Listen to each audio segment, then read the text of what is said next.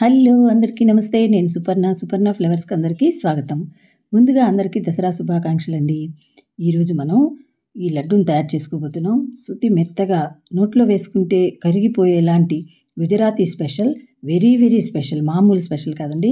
అంత బావుంటుంది. దీని టేస్ట్ కానీ, స్మెల్ కానీ చూస్తుంటే మనకి తిరుపతి లడ్డూలాగా అనిపిస్తుంది. ఆ స్మెల్ కానీ, ఆ టేస్ట్ కానీ అంత బావుంటుంది. ఇలా నోట్లో వేసుకుంటే అలా కరిగిపోతుందండి. అంత స్పెషల్ లడ్డూని మనం ఈ దసరాకి స్పెషల్‌గా తయారు చేసుకుందామా? దీనికోసం మనం ఒక కప్పు బొంబాయి రవ్వ, ఒక కప్పు నెయ్యి, ఒక కప్పు గోధుమ పిండి, ఒక కప్పు శనగపిండి, ఒక కప్పు పంచదార, ఒక కప్పు డ్రై నట్స్ వీటన్నిటిని తీసుకున్నాం. వీటికి తోడు కొంచెం పచ్చకర్పూరం ఇది, తర్వాత యాలకులు కొన్ని, అలాగే గసగసాలు కొన్ని. వీటితో పాటు డీప్ ఫ్రై కోసం ఆయిల్ తీసుకుంటున్నాం. ఇది ఫ్లేవర్లెస్ ఆయిల్ అయితే బాగుంటుందండి. నేను సన్ఫ్లవర్ ఆయిల్ తీసుకున్నాను దీనికోసం. ఇవి మొత్తం రెడీ చేసి పెట్టుకున్న తర్వాత ఒక వెడల్పాటి ప్లేట్ తీసుకోండి. అందులోకి ముందుగా మనం తీసుకున్న గోధుమ పిండి, అలాగే అదే క్వాంటిటీలో రవ్వ తీసుకుంటాం. ఆ రవ్వ కూడా వేసేసి ఈ రెండింటిని మిక్స్ చేసుకోవాలి. కొంచెం బాగా కలిపేస్తే రవ్వ, గోధుమ పిండి బాగా కలిసిపోతాయి కదా. అలా కలిపేసిన తర్వాత ఈ పిండిలో కొంచెం నెయ్యి, కొంచెం నీళ్ళు, ఒకసారి ఇది వేసుకుంటూ చక్కగా గట్టిగా అయ్యేలాగా కలుపుకోవాలండి. ఇది మరీ మెత్తగా అంటే సాఫ్ట్గా అవ్వకూడదు. పూరి పిండిలాగా గట్టిగా ఉండాలి. ఇలా గట్టిగా కలుపుకోవాలి. చూసుకుంటూ మరీ గట్టిగా ఉందనుకోండి కొంచెం వాటర్ వేయండి. నెయ్యి కానీ వాటర్ కానీ రెండు వేసుకుంటూ కలపండి. అది సగం ఇది సగం వేసి కలిపితే టేస్ట్ బాగుంటుంది. గుల్లగా కూడా వస్తుంది నెయ్యి వేయటం వల్ల. ఇలా వేసి బాగా కలిపిన తర్వాత ఇందులో ఒక పించి సాల్ట్ కూడా వేసుకోండి. వేసేసి మళ్ళీ మొత్తం కలిపేసేయండి. ఇలా బాగా దీన్ని ప్రెస్ చేస్తూ కలపాలండి. అలా కలిపితేనే ఇది బాగా సాఫ్ట్గా వస్తుంది. సాల్ట్ వేసాం కదా, ఇప్పుడు మళ్ళీ ఒకసారి మొత్తం కలిసేటట్టు సాల్ట్ కలుపుకుందాం. ఒక పించ్ అంటే ఒక పించే వేసుకోవాలి, ఎక్కువ వేయకూడదు సాల్ట్. అలా వేసి బాగా ఇలా ప్రెస్ చేస్తూ నొక్కుతూ కలపండి. ఎంత బాగా ప్రెస్ చేస్తూ నొక్కుతూ కలిపితే మనకి ముట్టీలు అనేవి నీట్గా సాఫ్ట్గా వస్తాయి అన్నమాట. అందుకని అలా ప్రెస్ చేస్తూ కలపాలి. ఇలా ప్రెస్ చేసి కలిపిన తర్వాత ఈ పిండిలో కొంచెంగా తీసుకుంటూ మనం వినాయక చవితికి కుడుములు చేస్తాం కదా, ఆ షేప్లో చేసుకోవాలండి. బాగా ప్రెస్ చేస్తూ ఒక్కసారి వేళ్ళతో నొక్కామంటే మనకి ఇలా వచ్చేస్తుంది కదా, కుడుములు చేసినట్టే అన్నమాట. అలా మొత్తం చేసుకోవాలి. వీటన్నిటిని చక్కగా ఇలా చేసి పెట్టేసుకుని ఈజీగా చేసేసుకోవచ్చు. వచ్చేటట్లు అన్నిటిని తయారు చేసేసి పక్కన ఒక మూత పెట్టి పక్కన పెట్టేసేయండి. ఇవి కొంచెం సేపు ఉండేసరికి కొంచెం సాఫ్ట్గా అవుతాయి. ఈలోపు మనం ప్యాన్ పెట్టి అందులో మనం తీసుకున్నాం కదా గసగసాలు, వాటిని వేసి డ్రై రోస్ట్ చేసుకోవాలి. ఇలా సిమ్లోనే ఉంచి మెల్లగా వేయించుకుంటే గసగసాలు ఊరికే మాడిపోతాయండి. జాగ్రత్తగా వేయించుకోవాలి. చక్కగా వేగిన తర్వాత వాటిని కప్పులో తీసేసి పక్కన పెట్టేసుకోండి. ఇప్పుడు అదే ప్యాన్లో ఒక 2 స్పూన్లు నెయ్యి వేసి మనం తీసుకున్న ఈ డ్రై నట్స్ అన్ని చిన్న ముక్కలుగా చేసుకున్నాం కదా, వీటన్నిటిని చక్కగా గోల్డెన్ బ్రౌన్ కలర్ వచ్చే వరకు వేయించేసి వీటిని కూడా పక్కకు తీసి పెట్టుకోవాలి. అదే ప్యాన్లోకి మళ్ళీ ఇప్పుడు మనం కొంచెం నెయ్యి వేసేసి మనం శనగపిండి ఇంకో కప్పు తీసుకున్నాం కదా, ఇందాక రవ్వ గోధుమ పిండి కలిపేసాం. ఇంకా శనగపిండి ఉంది కదా, ఆ శనగపిండిని ఈ నెయ్యిలో వేసి వేయించుకోవాలి. శనగపిండి మంచి కలరు, మంచి స్మెల్ వచ్చే వరకు ఇలాగే సిమ్లో పెట్టి కొంచెం నెయ్యి యాడ్ చేసుకుంటూ వేయించుకోవాలి. అస్సలు రుచి అంతా దీంతోనే వస్తుందండి. అందుకే దీన్ని జాగ్రత్తగా వేయించుకోవాలన్నమాట. అసలు ఈ లడ్డూకి వచ్చే టేస్ట్ అంతా దీనివల్లే. ఈ లడ్డూని నేను గుజరాత్లో టేస్ట్ చేశానండి. మా వారు ఇన్స్పెక్షన్కి వెళ్తూ ఉంటే వారితో పాటు నేను కూడా వెళ్ళాను. అక్కడ ఏ దేవాలయంలోకి వెళ్ళినా ఈ లడ్డూయే ఉండేదండి మెయిన్ ప్రసాదంగా ఇచ్చేవాళ్ళు, పక్కన అమ్ముతూ ఉండేవాళ్ళు.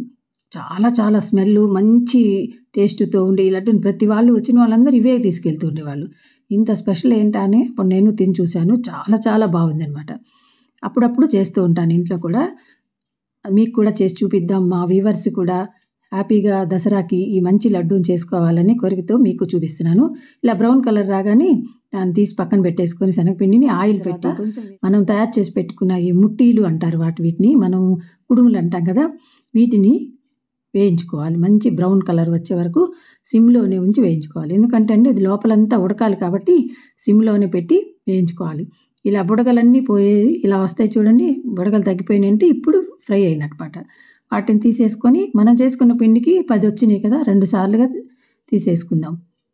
ఒక వాయి తీసాం, రెండోది వేసుకుంటున్నాం. ఇది కూడా లైట్ బ్రౌన్ కలర్ వచ్చే వరకు వేయించుకోవాలి. కొంచెం నిదానంగా వేయించుకోవాలండి, లేకపోతే లోపల ఉడకదు. దీన్ని మనం మిక్సీ పట్టుకుంటాం అనమాట. లోపల ఉడకకపోతే అది ముద్దలాగా అయిపోతుంది.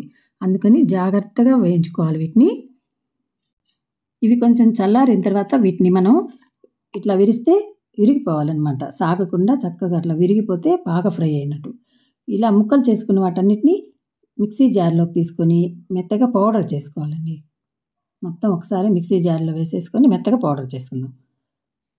దీంతో పాటు మనం యాలకులు తీసుకున్నాం కదా, వాటిని కూడా ఇందులోనే వేసి మిక్సీ పట్టేసుకుందాం.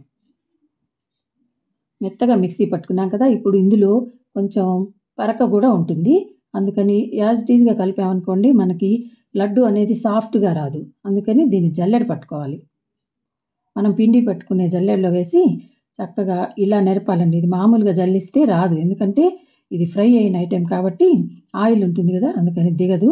చేత్తో నెరుపుతూ ఉంటే చక్కగా దిగిపోతుంది. ఇలా మొత్తం దిగిన తర్వాత కొంచెం మరువులాగా వస్తుంది కదా, దాన్ని మళ్ళీ మిక్సీ పట్టుకోవాలి. ఇలా 1కి 2 సార్లు మిక్సీ పట్టుకుంటే మొత్తం మనకి సాఫ్ట్గా వస్తుంది. పిండి అంతా కొంచెం ఉంటుంది మిగిలితే, దాన్ని మళ్ళీ ఓపిక ఉంటే వేసుకోవచ్చు, లేదంటే వదిలేసేయండి. ఇప్పుడు మనం 3 కప్పులు తీసుకున్నాం పిండిలన్నీ. వాటికి కరెక్ట్గా 2 కప్పులు పంచదార అయితే స్వీట్ బాగుంటుందని కరెక్ట్గా సరిపోతుంది. కావాలనుకుంటే ఇంకొక హాఫ్ కప్ అయినా వేసుకోవచ్చు. ఇలా 2 కప్పుల పంచదారని మెత్తగా పౌడర్ లాగా మిక్సీ పట్టేసుకోవాలి. మిక్సీ పట్టుకున్న ఈ పంచదార పౌడర్ని ఈ జల్లించుకున్న పిండిలో పోసేయాలండి. ఈ రెండింటిని కొంచెం కలపండి. ఇలా కొంచెం కలిపిన తర్వాత ఇప్పుడు మనం దీనిలోకి శనగపిండి వేయించి పెట్టుకున్నాం కదా, మంచి బ్రౌన్ కలర్ వచ్చి స్మెల్ వచ్చింది కదా, దీన్ని ఇందులో వేసేయండి. నేతితో వేయించిన ఈ శనగపిండిని ఇందులో వేసేసి బాగా ఈ 3 కలిసేటట్లు కలుపుకోవాలి. శనగపిండి, పంచదార, మనం ముందు చేసుకున్న ఈ ముట్టీల పౌడరు ఈ మొత్తం బాగా కలిసిపోవాలి. ఇలా బాగా కలపండి. కలిపిన తర్వాత మనం డ్రై నట్స్ వేయించి పెట్టుకున్నాం కదా, వాటిని కూడా వేసేసి కొంచెం కలపండి. మళ్ళీ నెయ్యి అంతా దిగుతూ ఉంటుంది చూడండి. దాంతోపాటు అసలైన టేస్ట్ స్మెల్ ఇచ్చేది ఇదేనండి. ఏంటిది? పచ్చకర్పూరం. చిటికెడంటే చిటికెడు చూడండి, అలా కొంచెం అంటే కొంచెం స్ప్రెడ్ చేయండి. దాని మీద వేసేసి ఈ మొత్తాన్ని మళ్ళీ కలపండి. బాగా ఈ పచ్చకర్పూరం మన పిండి మొత్తానికి పట్టాలి. పట్టిన తర్వాత ఇప్పుడు మనం లడ్డూలు మన చేత్తో చక్కగా మనకు కావాల్సిన సైజులో చేసేసుకోవచ్చు. ఇలా కొంచెం పెద్దవే చేస్తున్నాను నేను. మీకు ఏ సైజులో కావాలో చక్కగా అలా షేప్లో అలా సైజులో చేసేసుకోండి. ఇప్పుడు ఇంకా దీనికి ఎక్స్ట్రా టేస్ట్ని యాడ్ చేయడం కోసం దీన్ని గసగసాల్లో ఇలా ముంచి మళ్ళీ రౌండ్గా చుట్టి బాల్ లాగా చేస్తే చుట్టూ అంటుకొని చూడటానికి కూడా చాలా బాగుంటాయండి. ఇలా అన్నిటిని తయారు చేసుకొని కొంచెం ఆరనిచ్చిన తర్వాత మనం డబ్బాలో పెట్టేసుకోవచ్చు. ఇలా చేసిన లడ్డూల్ని ఏ దేవుడికైనా నైవేద్యంగా పెట్టేయచ్చండి. చాలా చాలా బాగుంటుంది. మీరు తప్పకుండా ట్రై చేస్తారుగా. ఈ వీడియో నచ్చితే లైక్ చేయండి, కామెంట్ చేయండి, సబ్స్క్రైబ్ చేయండి, అలాగే హైప్ చేయడం కూడా మర్చిపోద్దండి. Thank you for watching.